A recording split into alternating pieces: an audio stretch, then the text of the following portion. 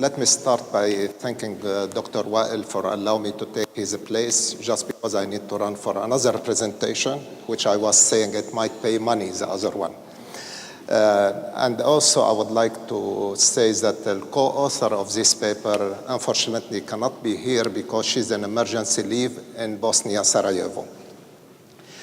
You know, I try to link, I've been researching in sustainability for some times, and we shift from one topic to another, housing, heritage, and so on. And the heritage is the last thing which has been introduced into sustainability in 2015. I tried to look into heritage sustainability in the case of market, local places, and to see how these modest places could survive in a global urbanized world, having the pressure of the shopping center. We know that, you know, these modest places are, thank you very much. They are living museum, in fact. They are representative of the cultural heritage as well as the socio-economic processes which go in those places. They are facing serious challenge, lack of maintenance, lack of interest in those places, rapid mushrooming of shopping mall and competitiveness of the shopping mall, urbanization and globalization. The question is very easy to put, how those places could survive the competition and prosper in a global urbanized world. Two pictures, you could see Bahrain at the top, Sarajevo at the bottom. And I try to understand in this comparative study why some places, heritage places, could prosper and develop. Despite that it is on the top, it is city center Bahrain and city center Sarajevo. And this is a global movement which has been taken all over the world. In fact, from industrial revolution to modernization to globalization, city and heritage has been facing profound changes and challenges. One of them, it doesn't work, urbanization in one side and the globalization. I will leave urbanization because the item and the issue are well known. Well, I would like to talk a little bit about globalization and its relationship to urban development. There is a flow of capital, commodity, people, idea, images. And this has been facilitated by transnational circuit, liberalization of trade, and IT revolution. In fact, if we would like to know what is the state of our cities, there are sensational titles. Despite they are depressing, but they describe what is the state of our city. It is not a rosy situation. When we build again, you can refer to those books. City is discovering the center, a dark age ahead. Those things, they offer a bleak, very dark situation about our city, of our modern city. 6 Gulf states. I would challenge if anyone can identify which Bahrain, which Abu Dhabi, except maybe to the last one, which it might be guessed that it is Oman. So what is here where sustainability has been introduced into heritage? However, it is not a simple task. It is a very complicated task, and we cannot say it is like a medicine, we take it and we solve the situation. And this is where it was the previous speaker.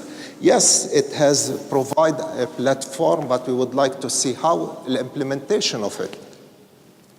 Why it is difficult? Because both concepts are complex in understanding, and there is no single definition, in fact. Let me take heritage and explain it. Let me take sustainability, and after that, I will find the relationship between them. I will not go into detail just because of the time. We know that heritage, it is divided into tangible, that means I can see it, I can touch it, and into intangible. Intangible like value, norms, belief, and so on. And the reason of heritage protection, it could vary from environmental to economic to social to nostalgic even things. What is our understanding that there are a variety of heritage type? And we are not talking about heritage in terms of monument. Those ones are well protected in general, but we are talking about the living heritage, the small market, and the small residential unit, which is facing serious challenges of urbanization and real estate development. And we know that there are a mix of socio-cultural as well economic and environmental protection. We cannot assume that if I conserve those places physically, that they will survive in a modern world. Sustainability, a branded phrase, and it was put in the previous presentation. However, Brandon himself, he would be surprised that this phrase has been taking so much popularity. I do not, even some, they said, this concept, to a certain extent, he would not imagine that it will be resonating and it will be popular to this extent. However, the concept itself is not new. We use sustainability because it appeared in 1987. The concept itself, it exists in all religious doctrine. It is existing in most traditional settlement. And it is existing, it started with the environmentalist movement of the 60 and the 70. For example, the Club of Rome. What is the concept? It has, since the late 90s, it has increased in popularity. It has become central to development strategy and settlement policies, especially in 1992 when they linked sustainability to human settlement in Agenda 21. It recognized that there are pillars for it, socio-cultural, economic, as well as environmental objective. And the most important, it realized the complexity of the built environment and the dynamic of the built environment itself. Of course, of previous presentation as well, it touched upon those one, equal opportunity between poor and rich, between inter and intragenerational, aspect, as well as the right of other species to live with us because we depend on them. However, the environment, protection of the environment, it is not an end by itself. It is a purpose to survive and to serve the human. And this is where we need to live in harmony with the environment itself. Despite popularity that has been pushed in international agenda that as a solution, however, the concept has been described as vague, elusive, and sometimes it is subject to wide interpretation. And this is the danger. It becomes a cliche and the slogans that we attach it to everything. We just put sustainable medicine, sustainable wildlife, sustainable food, and so on, and we assume it will solve the problem. A quotation down, politicians aspire to it, but they do not really commit. Development plan try to deliver it, but most of the time they do not. And developer argue that they will achieve it. The situation that it become in fashion. It is the slogan which has been. How we can move from this into a real sustainability? Of course, we know also the previous speaker has put a good introduction to what there are this famous intersection of circle. However, I have already developed another one, which is a concentric development. Why? Because it will represent the different shade and the different level of sustainability from hard green to softer green to a lower green. And it will allow you to visualize it and so on. What is sustainability called? And this is where in the modern area and the 20th century, master plan has been put forward as a solution, zoning has been put forward as a solution, but it didn't work, unfortunately. We move from spatial planning into spatial planning. That means we start looking into environmental, socio-economic, cultural of the built environment. The concept itself, it is a dynamic. We need to understand those one. It is not just, it is a dynamic. The principle of fairness, participation, empowerment, transparency, all of this. It is a journey, not an end product, by the way. It is a process. We cannot say that, I will achieve it. I will keep working, and I will be, progressing with time. It is a vision, and it is a reality, and it recognizes the importance of IT. What is important is that in 2015, despite it started in the late 90s, in 2015 they start linking sustainability into heritage. And in November 2015. So what important is that by recognizing natural biodiversity, there is a recognition of cultural diversity. And this is what is important on those one. Let me go now to the souk of Manama and Bahrain. And I do believe that people who will be doing a visit, they might visit this place and experience, the quality of this place. Manama souk, was absorbed by reclamation and urbanization, and it changed over time. Look, the problems that local people move from this place, and now it become an enclave for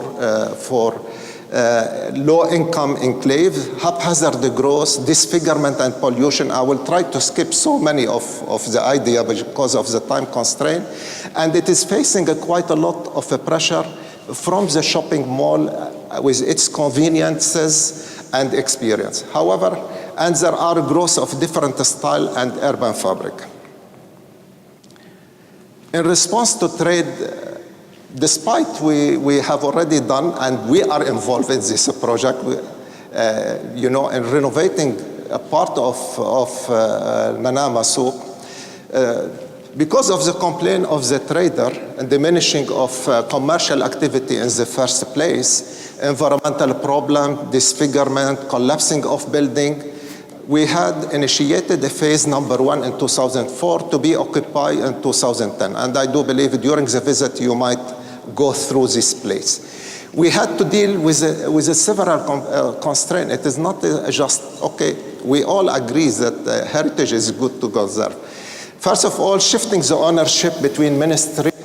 Secondly, dealing with logistic matter and relocating people. Minimizing disruption during construction, as well coordinating with a large number of stakeholders, from police to different ministries, civil defense, traffic, utility, name it. What we have already done, we have already just only done phase number 1, and it is integrative process. We kept the first police station, the first post office, we renovate them. The other part, which is in yellow, we demolish it and rebuilt it as an infill project. We transfer part of the green into pedestrian area, and we rehabilitate the line in blue. We rehabilitate the elevation which is facing this one. Of course, the experience of those places cannot be compared to the shopping mall. Because here you can experience the culture itself by seeing it, touching it, hearing it, smelling it, and so on. Before and after. Before and after. However, let me confess to you that still the initiative, we have already phased it into phase 1, phase 2, phase 3. Still the initiative is not complete. And it's still the traders, they are facing quite a lot of a problem commercially. They cannot survive commercially because it is proved that this should be complemented with other socio-economic and cultural measures. It is clear that physical and environmental improvement cannot result directly in full success.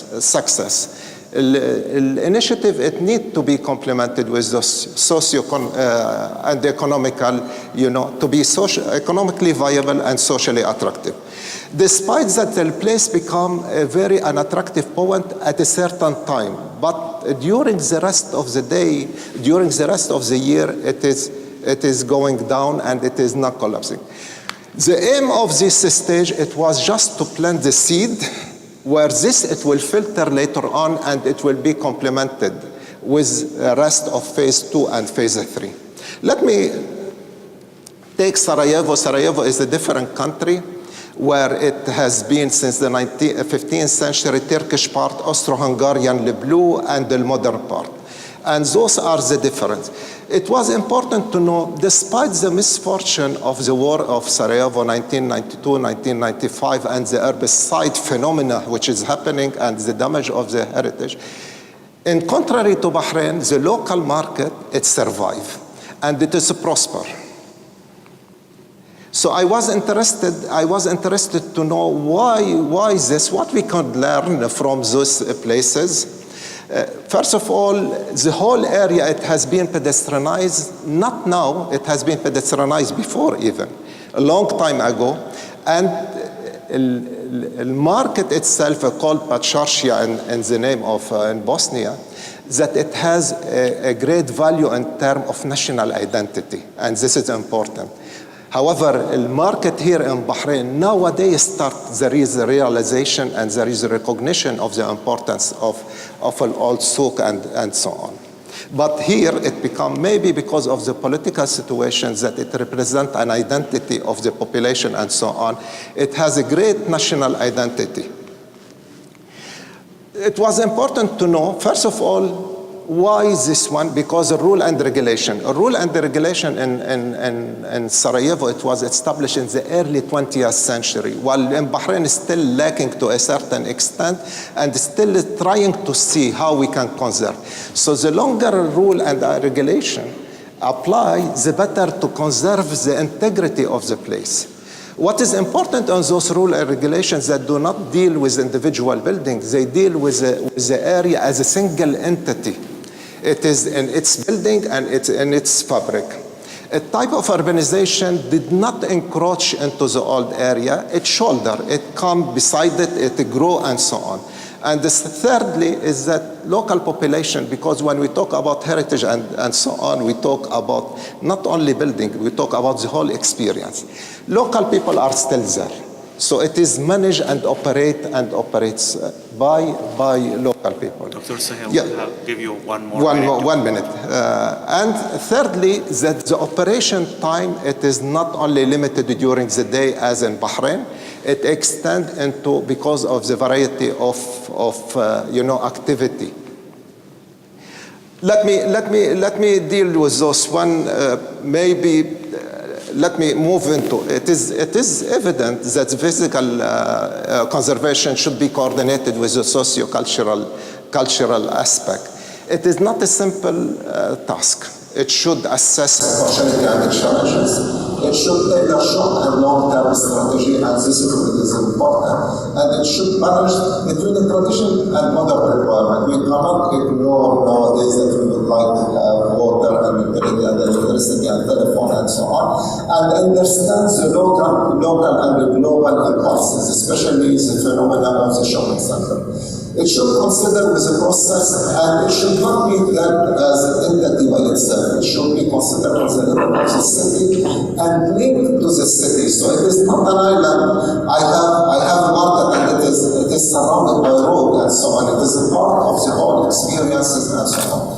The pillars of sustainability are maximized and more guaranteed when it is treated, heritage and conservation treated as necessity, not as a luxury. Because history proves that city without heritage are places, city without identity and so on. And if you would like to understand this process, maybe it will be summarized in this. Thank you very much. Very interesting presentation and comparison between Bahrain and Bosnia. Do you have any questions for Dr. Sahel about this presentation? Yes. Yeah, I have to admit I have no love for large shopping malls. I prefer as you speak of the heritage. But what I'm fearful of is that modern shopping malls is just the first wave that might destroy the heritage. The second wave, which might come, is online shopping. Has that arrived here in Bahrain yet? Or will it arrive at some point in the future? How might we deal with that?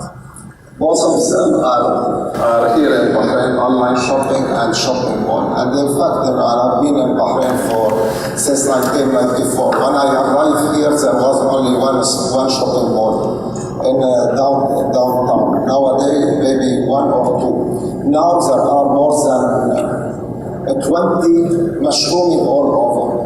We cannot deny this phenomenon. It will continue because of the real estate development, because of the land market, because of so many other considerations. What is important is that we need to fortify, we need to really conserve those ones and make them active. This is happening in Europe as well, in UK in particular. You know that there was quite a movement of shopping mall, which is mushroom all over, but still the high street is still surviving because it has its own attractiveness and so on. What we need to look into. Don't go against the old law. If you have a problem, don't try to solve it. Try to understand it in the first place, so you can survive and you can prosper. Okay. Does anyone else have any questions for Dr. Suhail? Okay. Well, thank you very much for this. Thank you very much. So our next speaker is going to be Professor Delahair. He will be talking to us about the worker engagement maturity model for improving well-being and social sustainability in construction. Just before we move to the next presentation, can I remind my speakers that the presentation should take only 10 minutes, followed by 5 minutes of questions. Thank you very much. Okay,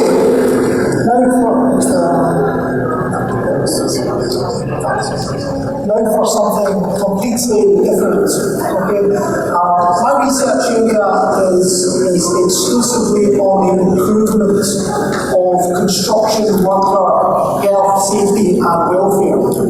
This is quite a narrow look at sustainability. We might say that it's within the realm of social sustainability, specifically around health, safety and welfare of construction workers. So I want to talk to you about worker engagement, why it's important, and just a little bit about the work that I've done. So the work we did was around improving worker health, safety and welfare through worker engagement. The question is, what is worker engagement? Now it looks like the slides are a bit longer than the screen, so I'll probably have to explain some of this to you. So worker engagement is a process, I won't read every word, but it's a process where you want workers to discuss health, safety, welfare matters and make a contribution to the management of health, safety, welfare on construction sites. Now in countries in the Middle East, I would imagine that construction workers are seen more like the labour force which do what they're told. However, if you employ maybe a more skilled and invest in training in your construction workers, then I would look upon this as a return on your investment. This definition, I'm just picking out some of the key words where workers are motivated, if I remember, and empowered. These are key words to discuss health, safety, welfare matters in a culture of trust. These are key phrases which have been used in the development of the factors that we believe can improve worker engagement. Now, previous research has shown that when you involve the workers in your planning and in your decision making, it does improve health, safety and welfare for the workers. And it's linked to something that the HSE, the Health and Safety Executive in the UK, feel very passionate about. They have two key themes within their management of health and safety in construction work, and that is safety leadership and worker engagement. Okay, so the leadership from management, being a leader, leading by example, providing resources, and the worker engagement element coming from the bottom up. The workers are the eyes and the ears of the construction project, and therefore what they have to say is of relevance and importance. Just by way of an example, a little anecdote. We might have a safe system of work for workers who are doing some plumbing work. Yeah, so this is an example of some plumbing work, and it's using some hot work, and you might have a safety person observing that they're working safely and that they're using the correct personal equipment. But if you ask the worker, do they have any safer alternatives, then they might come up with an alternative such as the push-fit connection, which requires no flame, no hot work, and is inherently safer. And as long as it doesn't pop back off, it will work suitably well. So that's the essence of worker engagement and why it can be useful.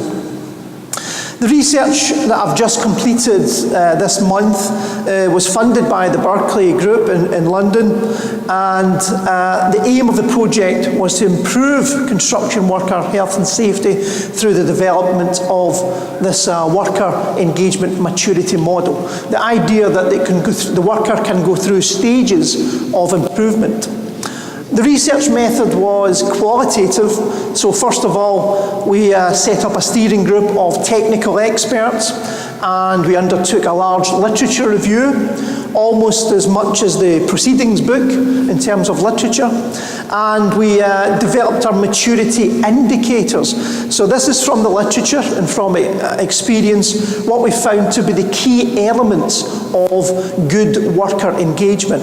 So the key elements are empowerment, trust, motivation, commitment, and meaningful discussion. So the discussion is not superficial, but has some meaning and depth to it. Phase 2 was developing the hierarchy, how we might measure these various indicators. And the method that we took as a result of the steering group discussions was like this target here.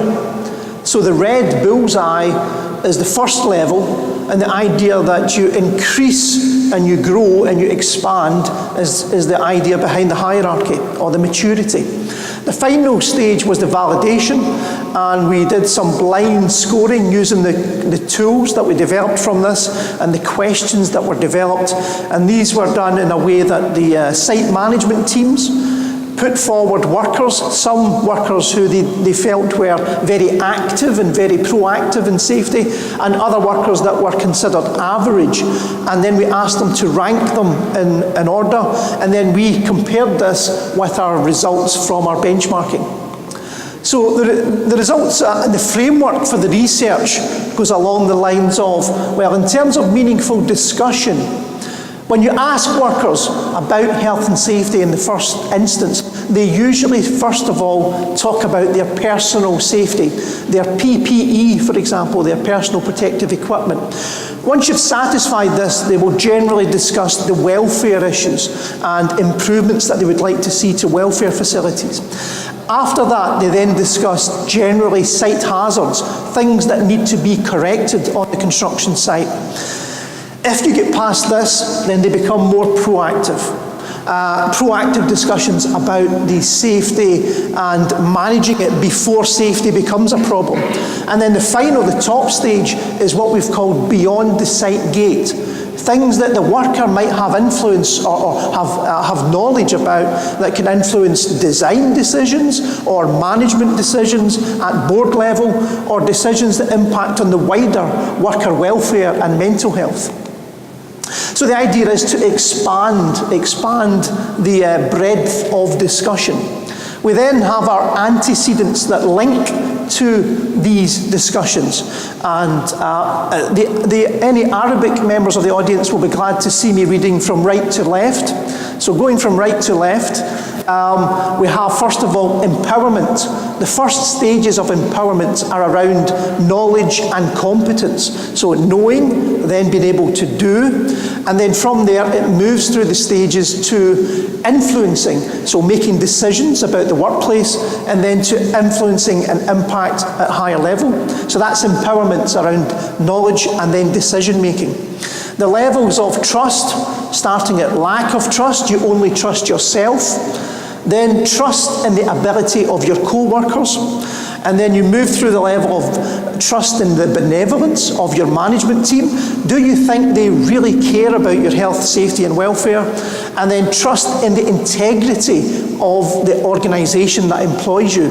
Do you trust the integrity of your organisation to go to them with health and safety problems? Or do you think you will be punished for bringing health and safety problems? These all impact on trust.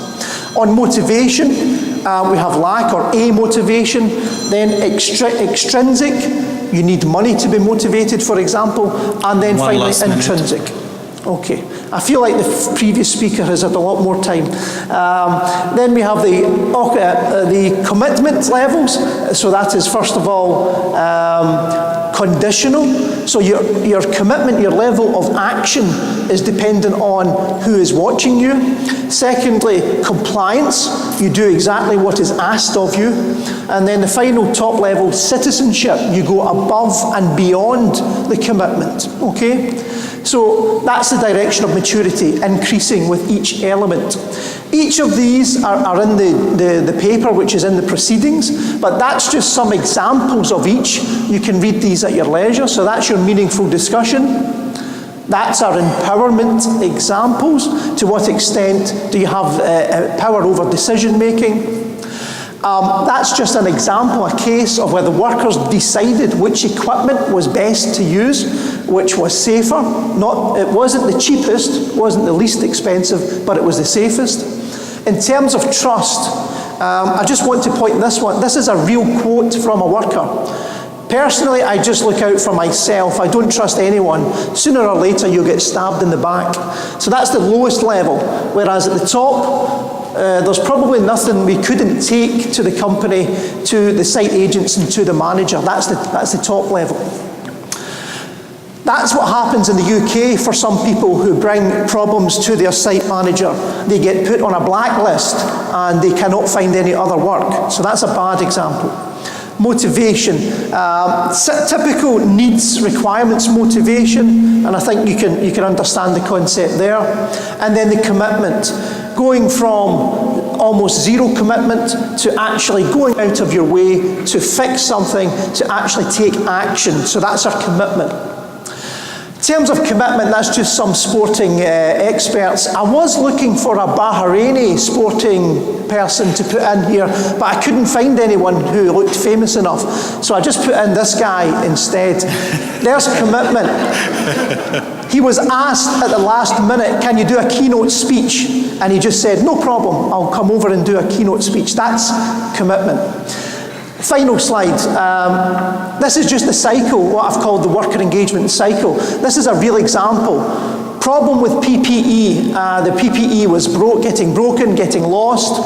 The site manager gave the workers their own budget to decide their own PPE. Go to the hire shop and decide their own PPE. They did this. They felt genuine benevolence. And as a result, they started to wear the PPE, look after the PPE, consider the PPE their own.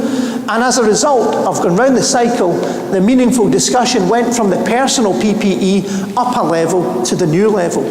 However, you can break the cycle if you get things wrong. In terms of trust, we had one group of workers who believed that the company only wanted to keep them safe to avoid being fined or being sued.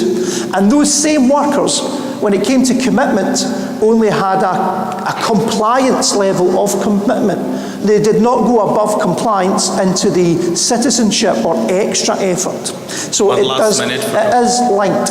Final slide.